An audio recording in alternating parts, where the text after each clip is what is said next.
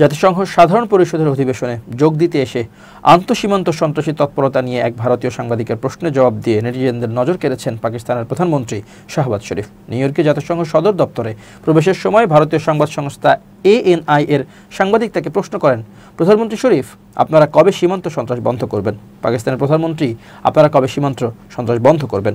এই প্রশ্নে প্রথমে এড়িয়ে গেলেও প্রবেশপথ পেরোনোর পরই পেছনে ফিরে সংক্ষিপ্ত জবাব দেন শাহবাজ শরীফ। তিনি বলেন, আমরা সীমান্ত সন্ত্রাসকে পরাজিত করছি, আমরা তাদের পরাস্ত করছি। এই সংক্ষিপ্ত ভিডিওটি সামাজিক যোগাযোগ মাধ্যমে দ্রুত ছড়িয়ে পড়ে ভাইরাল হয়ে গেছে। চলতি বছরের শুরুর দিকে কাশ্মীরের পেহেলগামে হামলার প্রতিশোধ হিসেবে ভারত অপারেশন সিঁদুর শুরু করে। পেহেলগামের সেই হামলায় ২৬ জন মানুষ প্রাণ হারায়। এরপর ভারত পাকিস্তান যুদ্ধে উভয় পক্ষের উল্লেখযোগ্য পরিমাণ ক্ষয়ক্ষতি হয়। যুদ্ধ পূর্ণাঙ্গ রূপ নেওয়ার আগেই মার্কিন প্রেসিডেন্ট ডোনাল্ড ট্রাম্পের মধ্যস্থতায় উভয় পক্ষ অস্ত্রবিরতিতে রাজি হয়।